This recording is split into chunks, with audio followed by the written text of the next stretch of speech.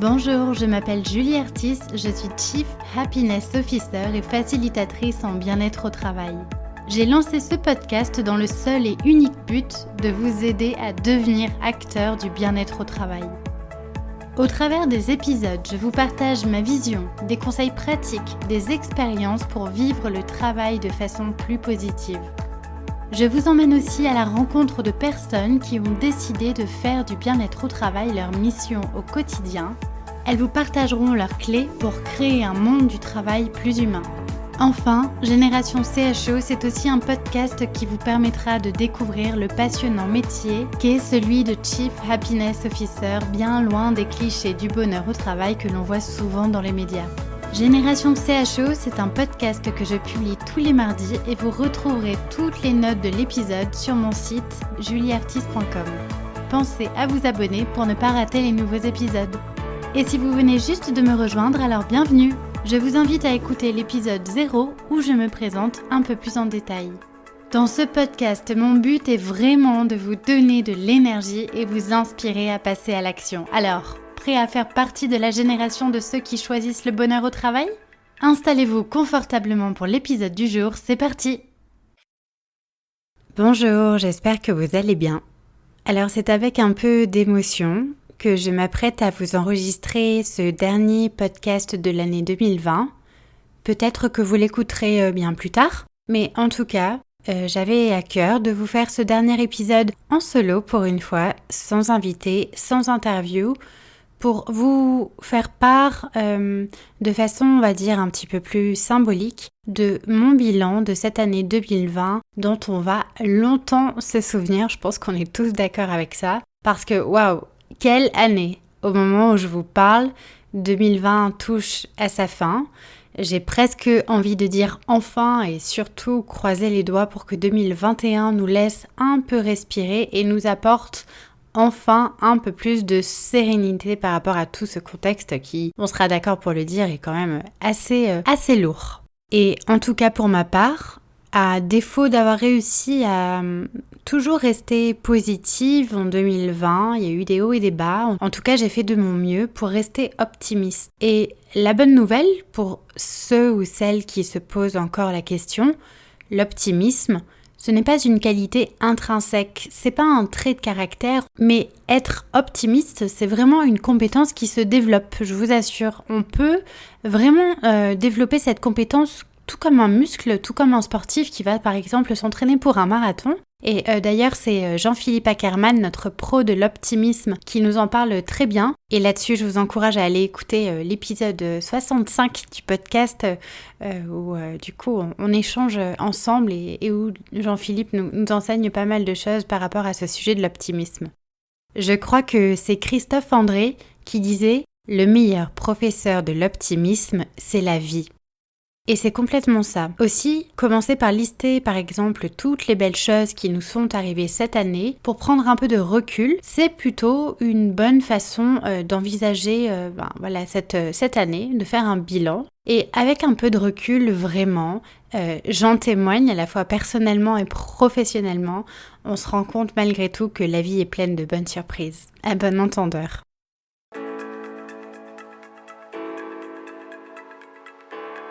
Aussi, dans cet épisode, pour conclure cette année, je vous propose de faire un bilan. Un bilan qui est en plus d'autant plus d'actualité puisque au moment où j'enregistre l'épisode, nous sommes donc le 30 décembre et il s'avère que c'est un jour de pleine lune. Alors pour celles et ceux qui suivent les cycles de la lune, vous savez sans doute que le jour de la pleine lune, c'est aussi le bon moment pour faire le point et commencer à mettre en place les actions pour le futur. Et avant de vous proposer un cheminement de réflexion pour vous permettre à vous de faire votre propre bilan, je voudrais d'abord vous partager quelques points que moi je retiens. Et je voulais surtout vous partager le fait que je termine 2020 avec beaucoup de reconnaissance et aussi beaucoup d'espoir. De la reconnaissance parce que 2020 a été l'occasion pour beaucoup de personnes de se poser les bonnes questions sur ce que nous avions envie de vivre dans nos vies professionnelles comme personnelles. Et dans beaucoup de personnes, j'entends moi aussi, évidemment, puisque pour ceux qui me connaissent, vous le savez, je suis la reine de l'introspection et des questions existentialistes. Et forcément, cette année, elle n'a pas été de tout repos pour mon mental, comme beaucoup. Je lisais récemment sur le sujet de la reconversion justement en 2020, et bien que justement en termes de chiffres en matière de reconversion professionnelle, les chiffres explosent totalement. Et ce que je lisais dernièrement, c'était une enquête sur le site de nouvellevipro.fr qui s'appelait Les Français et la reconversion professionnelle. Et cette étude elle était intéressante et elle montrait notamment que 93% des Français ont déjà pensé à se reconvertir et plus de 9 actifs sur 10 désirent changer de vie professionnelle, le font actuellement ou l'ont déjà fait. Je trouve que ce sont des chiffres vraiment énormes et je trouve que c'est aussi surtout une bonne nouvelle parce que c'est essentiel de rester acteur de sa vie professionnelle et donc de ne pas subir un quotidien au travail qui ne nous convient pas. Et finalement, quand on regarde les chiffres de la reconversion, eh bien, on voit quand même que cette année, il y a eu une véritable prise de conscience sur le fait que beaucoup de personnes n'avaient plus envie de vivre au travail ce qu'ils vivaient ordinairement. Et ça, c'est plutôt chouette. Vous êtes nombreux à vous être questionnés sur le sens que vous souhaitiez donner à votre carrière et vous étiez aussi nombreux à avoir envie d'être vraiment acteur de votre vie professionnelle au lieu de vivre de l'ennui, de la pression et puis j'en passe et voilà, ces prises de conscience sont vraiment importantes. J'en atteste aussi notamment avec toutes les personnes que j'ai pu former cette année sur le métier de Chief Happiness Officer. On voit vraiment qu'il y a une envie, qu'il y a une tendance de contribuer à quelque chose de plus grand, d'avoir envie d'être encore une fois acteur de sa vie professionnelle. Donc, gardons en tête que tout le monde peut se reconvertir. Il n'y a pas d'âge pour changer de vie professionnelle et de vie tout court d'ailleurs. Et la première chose à faire d'ailleurs, si vous si vous m'écoutez, que vous faites partie de ces personnes qui vous posez beaucoup de questions par rapport à votre quotidien professionnel, mais vous avez encore du mal à avoir de la clarté sur ce que vous voulez, sur ce que vous ne voulez pas, peut-être que la première chose à faire pour mettre, le pied à l'étrier, ça peut être intéressant de commencer par un bilan de compétences. En 2020, autre fait marquant aussi qu'on pourra retenir forcément, c'est la généralisation du télétravail qui nous a permis d'expérimenter d'autres façons de vivre le travail. Et même si toute cette situation de télétravail imposé n'était pas normale, on est d'accord, elle a en tout cas permis de démontrer l'importance de, par exemple, créer de la confiance dans les entreprises, dans les équipes, de remettre la santé et le bien-être des collaborateurs parmi les enjeux de premier plan, de valoriser aussi l'importance de l'espace de travail pour faire son travail dans de bonnes conditions. Donc voilà, cette généralisation du télétravail a quand même pas mal bousculé, mais en tout cas de façon plutôt positive je trouve. Et aussi, dernier point, c'est que cette année, elle a été une invitation, je trouve, à redonner plus de place à nos émotions dans le contexte de l'entreprise. Je rappelle que, par exemple, après seulement 3 semaines de confinement, donc au mois de mars, plus de 44% des Français étaient déjà en détresse psychologique. Donc, il a fallu pour les entreprises, les managers, les Chief Happiness Officers et l'ensemble des collaborateurs, il a fallu vraiment rivaliser d'ingéniosité, de créativité et faire preuve d'écoute, de soutien, valoriser ce lien social qui est si important à notre bien-être pour vraiment soutenir toutes ces personnes qui traversaient des moments difficiles durant toute cette année et du coup laisser la place à nos émotions, c'était quand même quelque chose de déterminant. Sur le point des émotions, je souligne d'ailleurs un article du Harvard Business Review qui interviewait Amélie Mott, qui est une spécialiste de l'intelligence émotionnelle et qui fait aussi partie de la Fabrique Spinoza pour ceux qui connaissent. Et donc cet article relatait que 95% des compétences du leader de demain ne sont pas liées à des compétences purement intellectuelles, mais à des compétences émotionnelles. Et je trouve que c'est tout de même intéressant à garder en tête. Alors oui, je suis reconnaissante de ce que cette année 2020 nous a permis de vivre, car malgré un contexte anxiogène, incertain et difficile à vivre pour beaucoup, 2020 a permis de faire évoluer le monde du travail et de créer de vraies prises de conscience pour beaucoup, toutes les prises de conscience que je viens de vous partager. On parle de plus en plus de smart working, par exemple. Force est de constater que, à cause du Covid, du virus, beaucoup d'entreprises ont dû s'adapter et apprendre à travailler en smart working en réajustant, par exemple, leur processus de travail pour continuer à engager les équipes à distance, voire même éviter de mettre la clé sous la porte. Et ce concept de smart working a le mérite de donner de la valeur à d'autres façons possibles de rendre l'entreprise plus chaleureuse et d'offrir des conditions de travail plus flexibles pour développer l'engagement et l'implication des collaborateurs dans la vie de l'entreprise. Et véritablement, je vous conseille de vous intéresser à ce concept-là, mais pour ma part, de toute façon, j'aurai probablement l'occasion d'aller creuser ce champ du smart working au cours de prochains épisodes du podcast pour l'année qui arrive. Et puis, je vous disais aussi qu'au-delà d'être reconnaissante de toutes ces choses que nous a apporté mine de rien 2020, je suis aussi pleine d'espoir en terminant cette année parce que c'est ma façon à moi, on va dire, de garder le cap et de me dire qu'avec un peu de patience, un avenir plus serein nous attend. Et puis, comme le disait l'écrivain Dostoïevski, vivre sans espoir, c'est cesser de vivre. Et on ne peut pas nier que 2020 aura eu le mérite de nous enseigner la résilience ou comment continuer à naviguer malgré les grands torrents, comme le mentionne souvent Boris Cyrulnik, le grand expert de la résilience. Alors oui, je sais, l'ambiance générale n'est pas super funky actuellement, on est tous d'accord pour dire qu'on a connu mieux. Et si on ne peut pas contrôler tout ce qui se passe à l'extérieur, on reste maître de la perception que l'on donne aux choses, ça c'est important à garder en tête. Et sur ce sujet, je vous invite vraiment à aller écouter ou réécouter les derniers épisodes que j'ai eu l'occasion de faire avec Cécile Neuville, une experte en psychologie positive, et avec Julie Cuilleret, qui toutes les deux nous parlent de résilience et nous donnent vraiment plein de conseils et d'astuces pour apprendre à cultiver une autre façon de vivre les choses. Et donc, dans cet épisode, pour conclure l'année du podcast, j'aimerais vous inviter à faire un bilan de l'année 2020.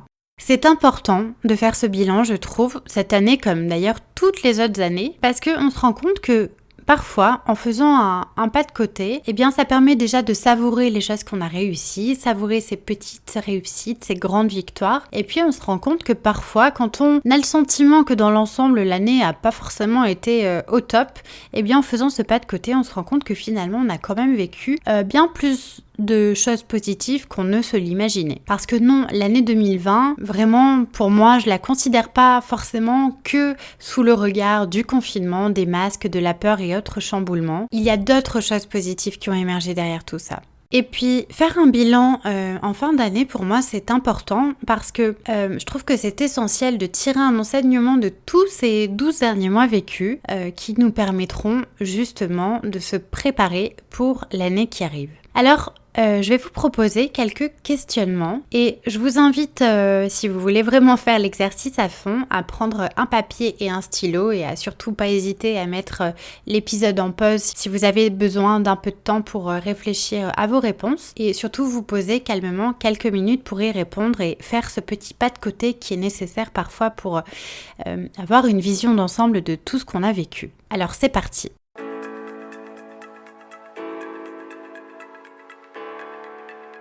Première question de cette phase d'introspection et de bilan que je vous propose d'avoir, c'est de vous demander quelles sont les choses que vous êtes fiers d'avoir réalisées cette année, à la fois professionnellement et personnellement. Quelles sont les choses que vous êtes fiers d'avoir réalisées ? Pour ma part, par exemple, je suis vraiment heureuse d'avoir pu proposer cette année 6 promotions de ma formation dédiée au métier de Chief Happiness Officer, qui est vraiment une formation qui me tient vraiment à cœur, et d'avoir eu l'immense joie de former près de plus de 50 personnes à ce beau métier. J'ai eu la chance de rencontrer de merveilleuses personnes avec un cœur immense. Donc je suis vraiment fière d'avoir réalisé ça. Je suis aussi fière d'avoir décidé de reprendre le chemin de la formation parce que j'ai décidé de me former aussi à d'autres sujets qui me tiennent à cœur et qui sont liés aussi au sujet de la qualité de vie au travail et notamment le sujet de la transition écologique. Et j'espère que l'année prochaine, je pourrai aussi vous partager mes avancées sur ce sujet dans le monde de l'entreprise. Et puis sur le plan personnel, je vous révélerai pas tout, mais j'ai beaucoup cheminé par exemple sur moi cette année et sur ce dont j'avais vraiment envie de vivre pour moi. Alors je ne peux que trop bien vous commencer d'amorcer un travail d'introspection, quel que soit votre âge, votre situation, votre métier, parce que je suis fondamentalement convaincue que la connaissance de soi est la première pierre à poser à l'édifice d'une vie alignée et épanouie. Et voilà, cette année, je suis vraiment fière, heureuse d'avoir pu cheminer personnellement et puis aussi d'avoir pris le temps de ralentir.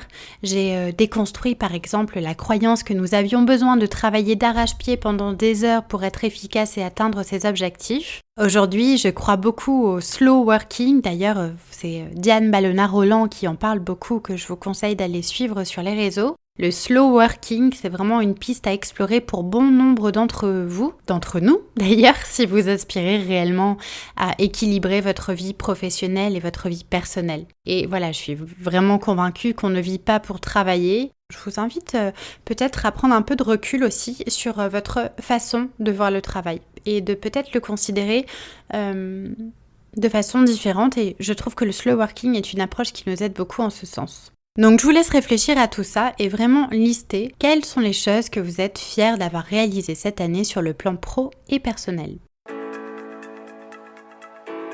La deuxième question à laquelle je vous propose de réfléchir, c'est qu'avez-vous appris sur vous-même, sur votre rapport au travail et sur votre rapport aux autres ?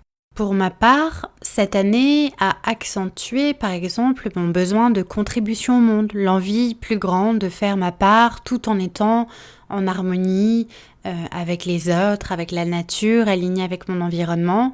J'ai appris la résilience et le fait d'aller chercher en moi des ressources pour traverser cette période, des ressources que j'avais en moi que je ne soupçonnais pas forcément. Et en vérité d'ailleurs, on est bien plus fort que ce qu'on croit. Donc voilà, je vous invite vraiment à essayer de retirer toutes les forces que vous avez vues émerger en vous. Qu'est-ce que vous avez appris sur vous-même ? Quelles sont les ressources positives que vous avez pu explorer cette année? Qu'est-ce que vous avez appris par rapport à votre rapport au travail, sur la vie, votre rapport aux autres, etc.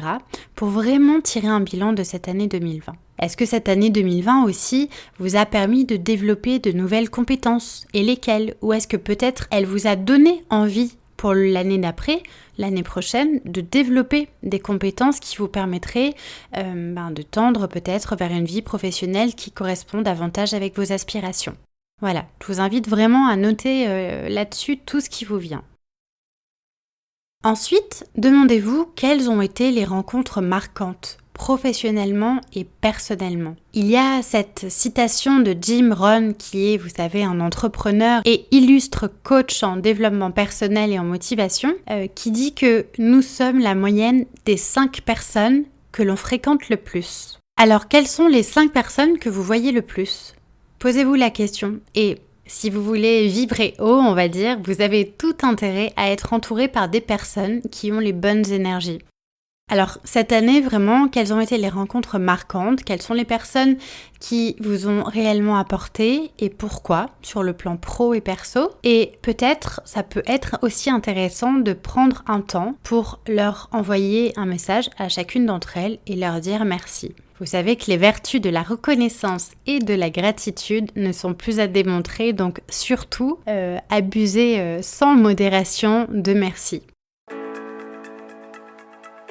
Prochain questionnement que je vous propose d'avoir, c'est peut-être de vous demander quelles sont les choses que vous auriez aimé faire différemment, professionnellement et personnellement aussi. Peut-être que vous vous êtes rendu compte que vous ne vous étiez pas investi sur les bons projets ou que vous n'aviez pas forcément vécu ou travaillé en fonction des valeurs qui importaient vraiment pour vous. Peut-être que vous avez passé beaucoup de temps à faire des choses qui finalement avaient peu de sens ou vous demandez bien trop d'énergie pour le résultat escompté. Donc voilà, faites un pas de côté et voyez vraiment s'il y a des choses que vous avez faites mais qui n'étaient pas forcément alignées avec qui vous étiez et peut-être vous demandez pourquoi vous avez fait ces choses-là dont vous n'aviez pas forcément envie et comment vous pourriez potentiellement faire différemment l'année prochaine. Et puis de la même façon, demandez-vous aussi quelles sont les choses que vous avez faites en 2020 dont vous ne voulez plus en 2021. Il est temps vraiment de noter toutes ces petites actions, ces petites choses que vous ne voulez pas amener avec vous l'an prochain. Vraiment, allez-y, on jette ce qu'on ne veut pas garder. Et puis, si vous écoutez régulièrement le podcast, vous savez comme il est important dans notre cheminement vers l'épanouissement professionnel, mais aussi personnel, de célébrer les petites et les grandes victoires. Alors là-dessus, forcément, je vous invite à noter quels sont vos 3 plus beaux succès de l'année et quelles sont les 3 choses marquantes positives de votre année dont vous voulez vous souvenir. Je vous invite à les écrire sur un papier et à les garder bien précieusement pour vous rappeler que cette année 2020 a tout de même fait émerger de belles choses. Et c'est vraiment un exercice que je trouve intéressant d'amener aussi en entreprise, dans le contexte professionnel, parce que ça invite les collaborateurs véritablement à retirer quand même du bon de tous ces derniers mois vécus. Pour l'heure, il est temps pour moi de vous souhaiter une douce fin d'année. J'espère que 2020 vous offrira de réaliser tous les projets qui vous tiennent à cœur et faire honneur à tous les enseignements que 2020 nous a donnés. J'espère aussi que vous profiterez de cette fin et ou début d'année pour ralentir un peu. N'oubliez pas qu'on est toujours plus performant et motivé lorsqu'on sait se reposer et prendre du temps pour soi en se ressourçant avec des choses qui nous font du bien. Et puis surtout, restez acteur de votre vie. Agir pour ne pas subir. Soyez acteur du quotidien professionnel et personnel que vous avez envie de vivre. Et si vous êtes de ceux peut-être qui posaient de nouvelles intentions pour la nouvelle année, peut-être que ce serait intéressant de poser ça comme intention, d'être acteur de son quotidien, au pro comme au perso. C'est peut-être le bon moment pour faire aussi de cette période le début de votre nouvelle vie, celle que vous avez envie de vivre et que vous méritez vraiment. Alors, je ne peux que trop bien vous encourager à y aller, petit pas après petit pas. Il est temps de vous projeter en 2021, il est temps de vous projeter dans ces prochains mois qui arrivent, de vous fixer de nouveaux objectifs et peut-être aussi de s'autoriser à rêver grand, à rêver de la personne que vous voulez vraiment être. Je vous dis un immense merci pour votre écoute, un immense merci pour tous vos retours tous ces derniers mois sur tous les épisodes du podcast. J'espère continuer cette route avec vous pour l'an prochain, vous proposer encore plein de passionnants interviews avec de passionnantes personnes. Et pour ma part, je clôture l'année avec énormément de gratitude pour cette deuxième année du podcast Génération CHO en route pour 2021 et je vous souhaite une merveilleuse année. Voilà, c'est tout pour aujourd'hui. Mille merci d'avoir écouté jusque-là. Une dernière petite chose avant de nous quitter. Si le podcast vous plaît, je vous invite à m'écrire un petit commentaire ou à me mettre 5 étoiles sur iTunes. Ça me fera très plaisir et c'est le plus simple pour m'aider à faire connaître le podcast et permettre à d'autres de le découvrir plus facilement.